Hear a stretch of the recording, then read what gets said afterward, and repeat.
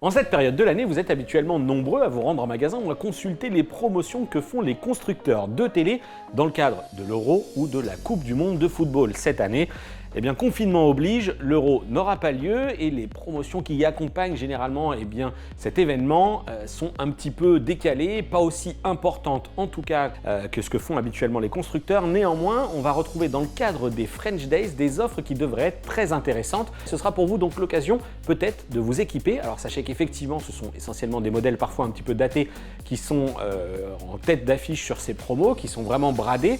Et c'est pourquoi je vais vous mettre dans la description de cette vidéo quelques liens vers des tests que j'ai fait pour frandroid.com, notamment du Sony AG8, AG9, mais vous verrez, il y a d'autres liens également qui vous attendent. Ce dont on va se parler aujourd'hui, c'est le Sony nouvelle génération présenté au CES de Las Vegas en début d'année. Et il s'agit donc de la famille XH95. C'est du haut de gamme en matière de téléviseurs LCD. Et donc, on va se parler de la qualité de l'image, de la qualité audio, mais aussi de l'interface d'Android 9, parce que vous allez le voir, il y a des petites choses qui ont été remaniées. C'est parti.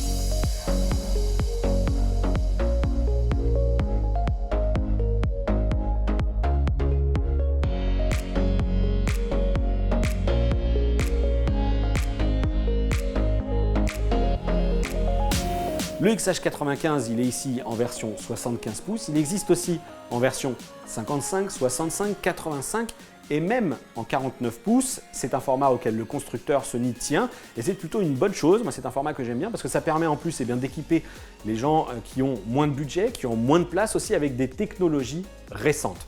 On va aborder d'abord le premier point qui est l'aspect esthétique de ce téléviseur. Comme toujours chez le constructeur, c'est assez classique, c'est sobre, c'est réussi. On a un cadre finition métal, une belle dalle, pas trop de bords. Alors c'est sûr, on n'est pas comme chez Samsung avec une image qui occupe 99% du panneau. Mais néanmoins, ça reste quand même quelque chose de très propre, très soigné. À noter que sur cette version 75 pouces et fort probablement aussi sur d'autres, peut-être 65 et 85, j'ai le 75 pouces en test, le constructeur propose deux emplacements pour les pieds, à savoir donc un écartement plus étroit. Ici, on est environ à 1,05 m entre chaque pied et un écartement plus grand si vous avez la place sur votre meuble, donc qui cette fois-ci va être de 167 cm, soit la taille de base du téléviseur. Et c'est vrai que c'est très réussi parce que du coup on a les deux pieds qui sont parfaitement alignés avec la dalle et c'est vrai que c'est très réussi, c'est très joli. Alors pour en finir avec la partie design, il y a un point sur lequel je souhaite m'attarder parce que j'ai souvent critiqué Sony sur ce sujet, c'est le design de la télécommande. C'est vrai qu'on connaît cette télécommande noire qui équipe la plupart des modèles, mais dès qu'on bascule sur un modèle haut de gamme, on a une version façon alu brossé avec un micro intégré toujours pour piloter Google Assistant. Et d'ailleurs, petite précision au passage, sachez qu'on va retrouver sur ce modèle les deux micros intégrés dans le bas de la dalle pour piloter Google Assistant en mode main libre. Une fois que c'est configuré, on peut dire OK Google comme si on s'adressait à son enceinte connectée. Ça fonctionne aussi lorsque la dalle est éteinte. On peut allumer, éteindre le téléviseur, piloter les menus. Bref, je ne vais pas revenir là-dessus, c'est assez classique. Concernant donc cette télécommande, façon aluminium brossé et pour la première fois, elle est rétro-éclairée. Voilà, c'est un point sur lequel je souhaitais revenir, je souhaitais m'attarder un tout petit peu parce que quand même c'est une caractéristique que moi je réclamais sur des téléviseurs haut de gamme et c'est arrivé enfin. Alors pour des raisons évidentes, je ne vais pas pouvoir vous afficher de longues minutes de contenu vidéo. C'est pourquoi vous aviez juste avant une boucle YouTube 4K produite par Sony. Alors c'était du YouTube et déjà vous avez pu remarquer que la qualité était très intéressante. Ce qui se passe ici sur ce modèle et le point vraiment, la caractéristique forte pour ces modèles 2020, c'est la montée en puissance du côté de la luminosité et des contrastes du coup et la gestion toujours vraiment incroyable de ce processeur X1 Ultimate. Moi j'aime bien cet extrait de Marco Polo qui permet non seulement de bien percevoir le piqué de l'image, et ce n'est pourtant que du contenu de chez Netflix ici sur le mur en briques, et surtout aussi le travail qui est fait dans la gestion des aplats sur ce niveau du ciel. C'est la technologie donc de chez Sony qui permet d'annuler tout cet effet de dégradé qu'on va pouvoir retrouver. Le nom des technos, on a du motion flow, du super bitmapping par exemple, et on a aussi le full array LED, c'est le full local dimming de chez Sony. C'est la capacité de piloter précisément les zones de luminosité pour être capable de produire des noirs vraiment noir. Alors on n'est pas encore au niveau de l'OLED pour des raisons évidentes, puisque chaque pixel n'émet pas sa propre lumière, mais néanmoins cette multiplication des zones, eh bien, elle est bien perceptible et on a vraiment une montée en qualité, une montée en contraste et une montée en précision dans l'image qui est franchement vraiment très bien maîtrisée, vraiment très bien réussie. Évidemment, je vous vois venir, l'OLED est meilleur. Oui, l'OLED est meilleur et on va le voir d'ailleurs sur cet extrait. C'est une série, un petit court-métrage qui est disponible sur Netflix qui s'appelle Meridian. Et donc c'est vrai que lorsqu'on a une image qui est grosso modo intégralement éclairée, eh bien on ne perçoit pas l'effet de halo. On va le voir par exemple sur un film, une série, lorsqu'on va avoir une bande de texte avec les sous-titres, que l'image est assez sombre, là ça va popper, on va avoir l'effet de halo et on va le voir aussi ici également. Dans cette démo, attention, c'est une démo qui est extrêmement complexe puisque comme vous pouvez le voir, le personnage est vraiment perdu au milieu d'une zone totalement noire et donc forcément, voilà, l'effet de halo ici autour est vraiment bien perceptible. On voit bien que forcément, il y a des fuites de lumière au niveau de ce rétroéclairage LCD. C'est quelque chose qui n'existe pas sur les téléviseurs OLED, c'est parfaitement contrasté. Ici, c'est vrai que le téléviseur est en mode Dolby Vision sombre. Si on le bascule en mode lumineux, vous allez voir que c'est encore plus important, que ces fuites de lumière sont encore plus importantes. Et donc ce qu'on peut faire, c'est toujours diminuer un petit peu la luminosité, mais même comme ça, on a toujours des fuites de lumière qui apparaissent à l'image. Voilà, c'est sûr, là-dessus, la technologie OLED l'emporte de la même manière que sur la partie des sous-titres. Moi, ce que je recommande de faire, surtout sur ce téléviseur, c'est d'activer, en tout cas d'exploiter le capteur de luminosité ambiante. Alors là, en mode Dolby Vision, de toute façon, il est complètement piloté par le téléviseur. Vous ne pouvez pas le réactiver, le forcer. Le processeur X1 Ultimate de chez Sony fait aussi des merveilles dans la gestion de la fluidité de l'image. Alors attention, il est toujours possible de piloter le niveau d'intensité de fluidité que l'on souhaite appliquer à l'image, toujours grâce à cette technologie Motion Flow XR qu'on va retrouver dans les menus. Et justement, je vais y revenir juste après. Et surtout, moi, ce que j'ai pu noter, c'est que je l'ai trouvé un petit peu plus efficace que par le passé. Cette technologie Motion Flow, un petit peu plus précise, un petit peu plus intelligente. On est sur un mode automatique qui, sans exagérer de la compensation de mouvement, permet sur des scènes, par exemple sur un Grand Prix, sur un match de foot, sur des choses comme ça, d'avoir une image fluide, mais pas artificielle. Voilà, c'est un petit point que j'ai noté pendant mes tests. Je la trouve vraiment plus efficace que par le passé. Dans ce test, je n'oublie évidemment pas nos amis les joueurs, que ce soit sur console ou sur PC. Ils profiteront d'une image de très bonne qualité. Alors sachez juste au passage, on va revenir un petit peu plus tard sur les mesures, mais que le mode jeu vidéo, il est lui aussi très bien calibré. J'ai pu mesurer un input lag d'environ 18 millisecondes, ce qui est vraiment bien. Alors c'est vrai que ce n'est pas une performance record, puisque chez Samsung par exemple, on sera plutôt aux alentours des 14-15 millisecondes avec les technologies QLED.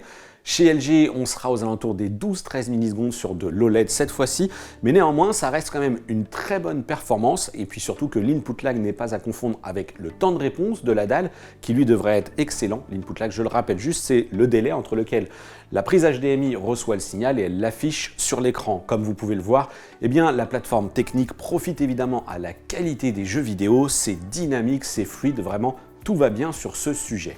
Alors je vous ai parlé de la qualité d'image perçue, j'espère que vous avez pu vous rendre compte dans ces quelques minutes de vidéo que vraiment ce téléviseur en a vraiment sous le pied. Ce processeur X1 Ultimate, c'est vrai qu'il a fait ses preuves déjà depuis l'année dernière, mais là je le trouve encore un petit peu plus performant. C'est sans doute et évidemment lié aux caractéristiques techniques de la dalle qui sont un cran au-dessus encore. Et donc il y a un point quand même sur lequel Sony aurait pu se prendre les pieds, c'est tout simplement sur la fidélité des couleurs. Et là, c'est absolument pas le cas. J'ai mesuré donc à l'aide de ma sonde et du logiciel Kalman de Portrait Display, c'est une procédure de test que j'applique sur tous les téléviseurs, une excellente fidélité des couleurs, que ce soit sur l'espace colorimétrique Rec 709 pour du SDR, mais aussi sur du DCI P3. On est en dessous de 3. Sachez juste que de 3 à 5, c'est une bonne colorimétrie. Au-delà, on va commencer à noter un petit peu des problèmes du côté de la fidélité des couleurs. Et en dessous de 3, l'œil humain n'est tout simplement plus capable de faire la différence entre ce que la source envoie et ce que le téléviseur affiche. Donc sachez juste qu'en termes de fidélité des couleurs, c'est tout simplement parfait. Il y a maintenant un point, c'est notre quatrième volet de ce test, c'est la partie logicielle. Là encore, on va aller assez vite, je vais aller encore assez vite. Vous connaissez tous Android TV. Ici, vous le voyez, c'est fluide, c'est réactif. Mais on va surtout retrouver quelque chose qu'on avait déjà sur les modèles 2019 et qui moi m'avait déjà pas mal séduit, c'est cette barre ici d'icônes qui permet tout simplement d'accéder à des fonctionnalités rapides, donc ça évite d'aller chercher systématiquement dans les menus avancés de Android TV, donc c'est un premier point qui est intéressant, mais surtout dans ces modèles 2020, on va avoir un deuxième niveau, donc ça c'était quelque chose qui existait déjà, mais on va avoir ici le menu images qui est désormais un petit peu plus légendé. Vous le voyez, là ici on a les premières informations, les informations basiques dans lesquelles on va retrouver le descriptif, l'explication du mode de l'image. Ici on a le mode cinéma et donc grosso modo c'est le mode qui est recommandé pour regarder des films à domicile. Vous le savez, il y a eu tout un buzz sur internet quant à ces technologies de téléviseurs qui gâchent un petit peu la patte des différents producteurs, réalisateurs, etc. Alors ces nouvelles explications dans les menus, on va les retrouver à différents endroits et surtout donc, si ça aide les novices à se sensibiliser à la technologie, les plus initiés pourront eux aussi retrouver la possibilité de régler plus en détail les paramètres de colorimétrie, des fois que vous trouviez à redire quant à la calibration de ce téléviseur. Et là encore, c'est de nouveau très bien expliqué par l'intégration de ces nouveaux graphiques, ces nouveaux menus qui viennent en surcouche d'Android 9. Alors c'est vrai que ça peut paraître assez basique, assez bête, mais je tenais quand même à revenir sur ce point parce que ça montre bien que Sony tient à faire à la fois évoluer la partie hardware et la partie software, et ça c'est toujours bon à prendre. Alors ce n'est pas spécialement nouveau, mais rappelons-le quand même, on retrouve dans les menus d'Android 9 la possibilité cette fois-ci d'accéder à des contenus via Apple AirPlay 2. Le constructeur Sony a intégré ça et en plus j'ai pu remarquer qu'il avait été assez réactif aussi dans l'intégration de l'application Disney+, si jamais vous vous êtes abonné. Donc ça vient rejoindre tout ce qui est les offres de Netflix, Amazon, etc. et tous les autres services de vidéo à la demande. Puis il nous reste un dernier point à aborder pour conclure ce test, c'est la qualité audio. Et ça, je peux vous le dire, Sony a vraiment fait là encore du très bon travail. Vous connaissez peut-être la technologie acoustique surface qui permet donc aux téléviseurs OLED de profiter d'un très bon système audio AG8 et AG9 chez Sony, avec cette dalle qui vibre et qui diffuse le son directement vers le spectateur. Là, ce n'est pas possible avec une technologie LCD et Sony intègre sa technologie acoustique multi-audio qui utilise 2 tweeters sur la partie haute, 2 médium graves sur la partie basse et le résultat est vraiment très bon. Le constructeur a prévu une procédure de calibration qui est à réaliser au moment où vous installez le téléviseur pour la première fois ou que vous pourrez refaire un peu plus tard puisqu'elle est accessible à tout moment dans les menus de la télé. En quoi elle consiste? Tout simplement à vous installer dans votre canapé avec la télécommande, télécommande qui est équipée d'un micro et un micro qu'il faut pointer vers le téléviseur. Et dans la procédure, la télé émet des sons à plusieurs reprises de façon à analyser ce qui revient à la fois à la télécommande, au micro de la télécommande puisque vous êtes dans votre canapé, mais aussi aux 2 micros qui sont intégrés dans le bas de la dalle. Voilà, c'est un système de réverbération du son. Le téléviseur, l'électronique analyse ce qui se passe et calibre l'audio en fonction de votre pièce. Alors je ne vais pas vous dire que l'effet est magique puisque moi je l'ai fait dès le départ. C'est pas non plus un système hi-fi multicanal, mais ça a le mérite d'exister et on peut espérer en tout cas que le résultat très bon qu'on a pu constater est notamment lié à cette procédure de configuration et de calibration de l'audio. Voilà pour l'essentiel du test, c'était dense quand même pour ce téléviseur, ce qui m'emmène donc à mon verdict. Du côté des points positifs, il y a la qualité d'image, la qualité de l'audio, l'ergonomie aussi améliorée pour la partie télécommande, pour la partie logicielle avec des surcouches du côté d'Android TV, donc de nombreux points positifs.